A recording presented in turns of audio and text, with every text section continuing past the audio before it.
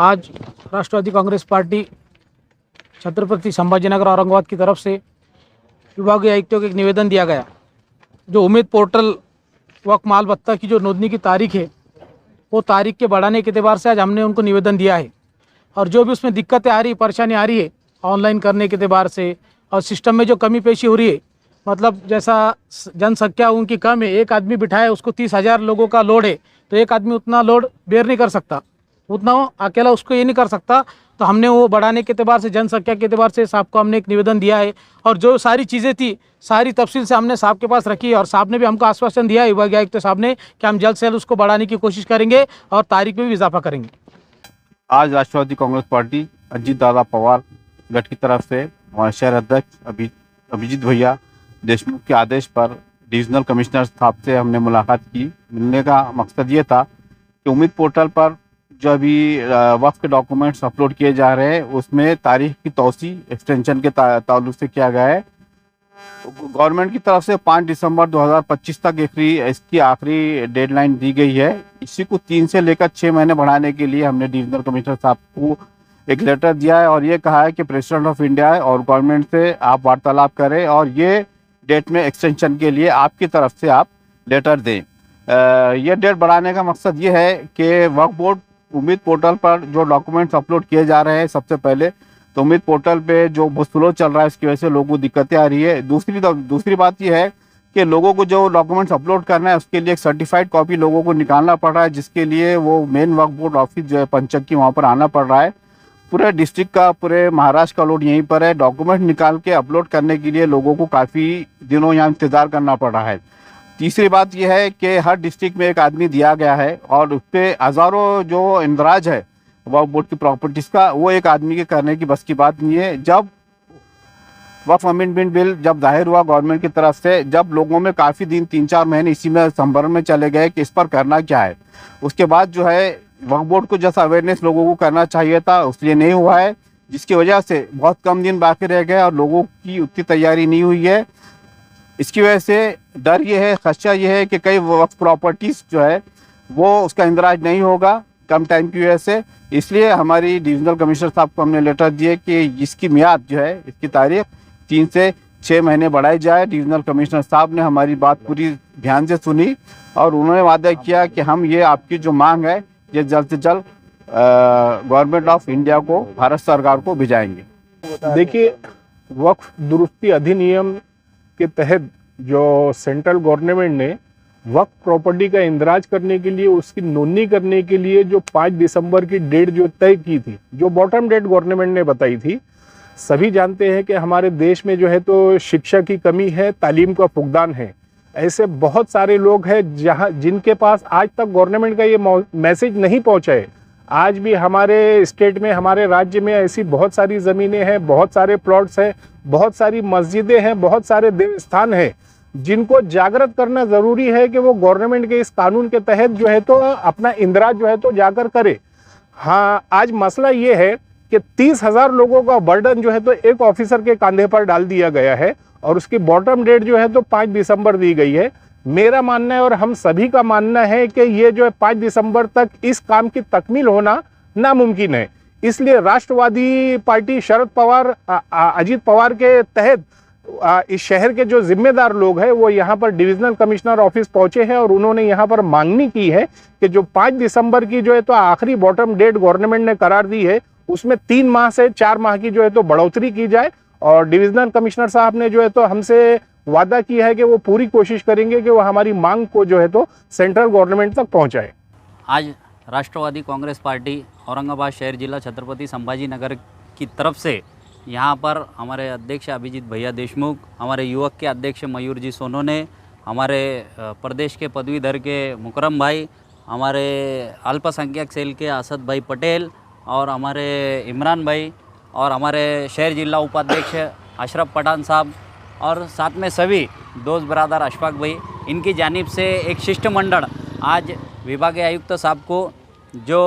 वक्फ property है इसका online प्रक्रिया चालू है, जिसका लास्ट डेट 5 दिसंबर दिया गया है।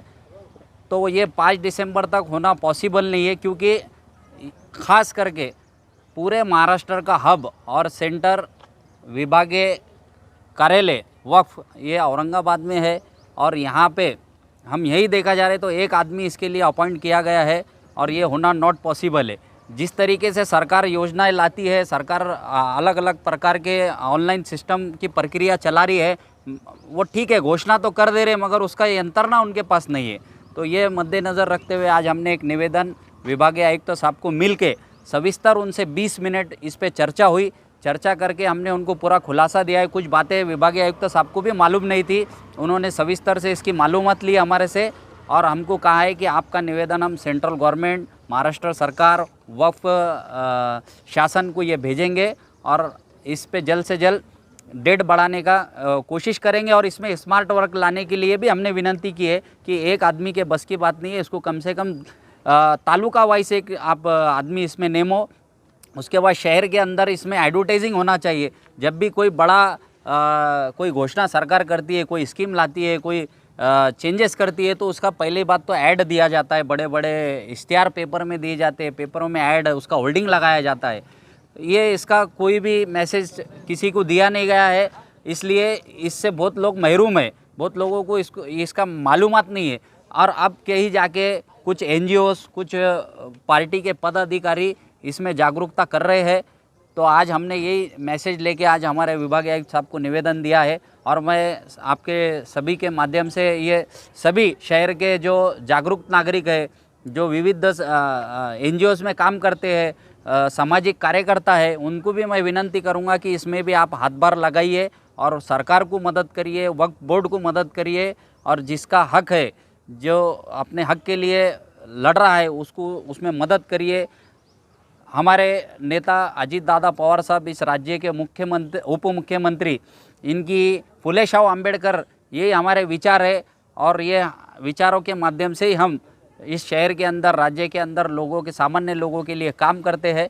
तो हमने आज विभागीय आयुक्त साहब को निवेदन दिया है, जल्द से जल्द हम उनसे विनंती करते हैं कि इसमें डेट बढ़ाई जाए और एक स्मार्ट वर्क करने का आप इसमें पुढाकार लो, ऐसी हमने विनंती की है। मैं शेख कयूम अहमद, शहर जिला कार्याध्यक्ष, राष्ट्रवादी कांग्रेस पार्टी। जी, तो रनिंग पार्टी की है, जैसे अभी आपने कहा कि हमारे वो है उप मुख्यमंत्री। जी, सवाल ये साहब, मुसलमान बड़ी आस भरी निगाहों से आपकी तरफ देख रहा है। मैं बहुत दिल की आवाज़ से पूछ रहा हूँ, आप जब आप इतनी बड़ी बात कर रहे हैं तो आपने तो डायरेक्ट जो है अजीत पवार से बम्बई जाके बात करना चाहिए। मेरी अपना सवाल नहीं है, मुसलमानों की दिल की आवाज़ है। ये निवेदन दे रहे हैं, आप सरकार के लोग हैं साहब, आप सरकार बात हुई है, बोले। जी जी, देखिए सरकार पहले ये सेंट्रल गवर्नमेंट का है। सबसे पहले तो मैं आपको बता दूं कि ये जो भी इसमें अगर चेंजेस करना है, कुछ भी रद्दी बराबर भी आपको इसमें बदलाव करना है या इसमें यंत्रणा में और स्मार्ट वर्क लाना है तो ये सेंट्रल गवर्नमेंट से रब्ता करना पड़ेगा। इसलिए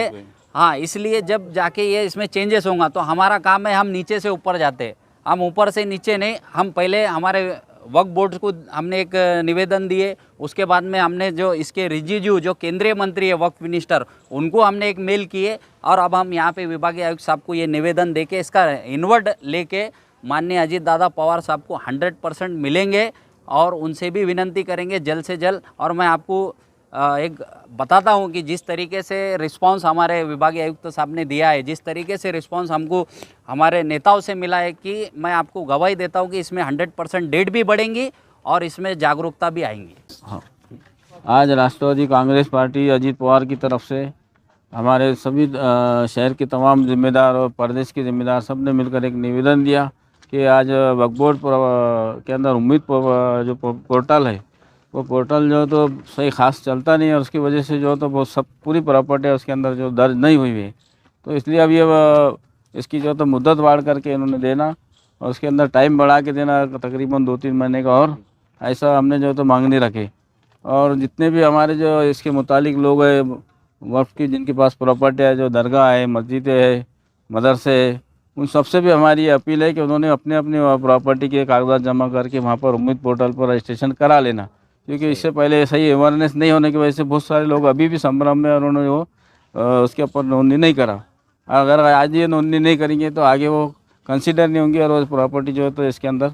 कंसीडर नहीं होंगी और वो जो तो सरकार जमा हो जाएंगी। इसलिए मेरी वो लोगों से गुजारिश है कि उन्होंने अपनी प्रॉपर्टी को इसके अंदर दर्ज ज़रूर करवाए, चाहे वो मस्जिद हो, मदरसा हो, दरगाह हो, ईदगाह हो, जो भी वक्फ के मुतालिक जो ज़मीनात है, प्रॉपर्टी है, उन्होंने सब ने इस पर दर्ज कराना, ये मेरी अपील है।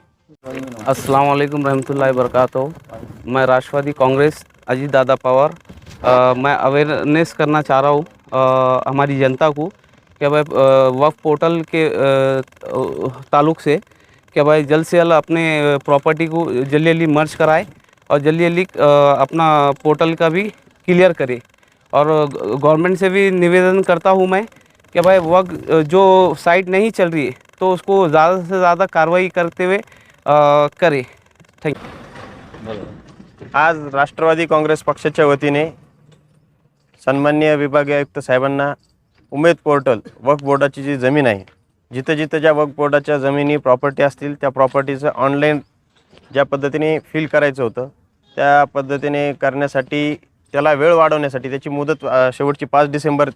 सरकारने दिली आहे। तर त्याची मुदत वाढवण्यासाठी आत्तापर्यंत ज्या आम्हाला गोष्टी निदर्शनास आल्या की ग्रामीण भागातील वक्फ बोर्डाच्या प्रॉपर्टीज असतील व तिथले सर्व जे सांभाळणारे लोक असतील त्यांच्यापर्यंत अजून जनजागृती अवेअरनेस आला नाही। कुठेतरी ते जनजागृती करण्यात यावी, लोकांना त्याची माहितीच आणि त्याचा प्रसार व्हावा आणि जेणेकरून आणि पोर्टल पण उमेद पोर्टल पाहिजे त्या पद्धतीने चालत नाही। कारण की बऱ्याच ठिकाणी आता वक्फ बोर्डाची प्रॉपर्टी ही भारतातली 2 नंबरची सगळ्यात मोठी प्रॉपर्टी असल्यामुळे एकदमच सगळ्या नोंदी होणं शक्य नाही। तर ह्या नोंदीसाठी कुठेतरी मुदत वाढ देणं जेणेकरून ह्या सर्व म्हणजे सर्व क्षेत्रातील म्हणजे कोणी त्याच्यामध्ये उद्योग करतंय, काही मस्जिदी आहेत, दर्गे आहेत, अजून काय जे मदरसे असतील, ह्या सगळ्यांना त्याचा अवेअरनेस आला पाहिजे, त्यांच्यापर्यंत ह्या सगळ्या गोष्टी पोहोचल्या पाहिजे की हे सगळं ऑनलाईन पोर्टलमध्ये आपल्या सर्वांना करायचं आहे। ही मागणी घेऊन आम्ही सन्माननीय विभागीय आयुक्त साहेबांकडे आलो व ती मागणी आपण त्याची मुदत वाढ द्यावी असं राष्ट्रवादी काँग्रेस पक्षाच्या वतीने आम्ही शिष्टमंडळ त्या ठिकाणी घेऊन गेलो, ही मागणी केलेली आहे। आज रोजी आमदार सतीश चव्हाण साहेब यांच्या व शहर जिल्हा अध्यक्ष श्री अभिजित भैया देशमुख यांच्या मार्गदर्शनाखाली आम्ही आमची टीममध्ये युवकचे जिल्हा अध्यक्ष श्री मयूर सोनवणे भैया, कार्याध्यक्ष आमचे कय्यूमभाई, शहर जिल्हा उपाध्यक्ष अशरफभाई, अल्पसंख्याकचे जिल्हा अध्यक्ष असदभाई, हारूनभाई, जिल्हा उपाध्यक्ष इम्रान बिल्डर, जिल्हा उपाध्यक्ष आमचे जलीसभाई अहमद, या सर्वांनी या विषयावर आज माननीय विभागीय आयुक्त साहेबांना या विषयावर आमचे जे मुद्दे आहे, जे उमेद पोर्टलमध्ये येणारे तांत्रिक अडचणी वगैरे वेगवेगळ्या जे अडचणी आहेत ह्या विषयावर आम्ही त्या साहेबांची भेट घेऊन त्यांना प्रत्यक्ष या विषयावर अडचणी समजून सांगितल्या। त्या साहेबांनी अडचणी व्यवस्थित समजून घेतल्या आणि त्यांनी आश्वासन दिलं की या अडचणीला आम्ही लवकरात लवकर कसा याचा मार्ग लावता येईल, आम्ही लवकरात लवकर याला मार्ग लावू। आणि विशेषतः मी आज या कार्यक्रमाच्या माध्यमातून सांगू इच्छितो आहे की उमेद पोर्टलवर दिवसेंदिवस येणारे तांत्रिक अडचणी म्हणजे पोर्टल स्लो चालणे, शासनातर्फे कोणत्याही प्रकारचं जनजागरण न केलेले, मुतवल्लीमध्ये अशिक्षित लोक बरेचसे, यांचे प्रॉपर्ट्या कुठे यांचे पेपर काढायला यांना 2-2, 3-3 महिने लागते, ते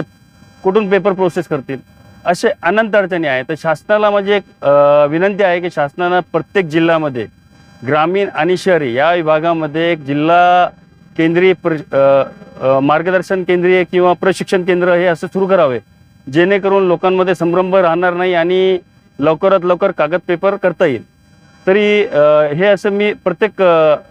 औकाफ बोर्ड असेल, अल्पसंख्याक आयुक्त असेल, विभागीय आयुक्त साहेब असेल, जिल्हाधिकारी साहेब असेल,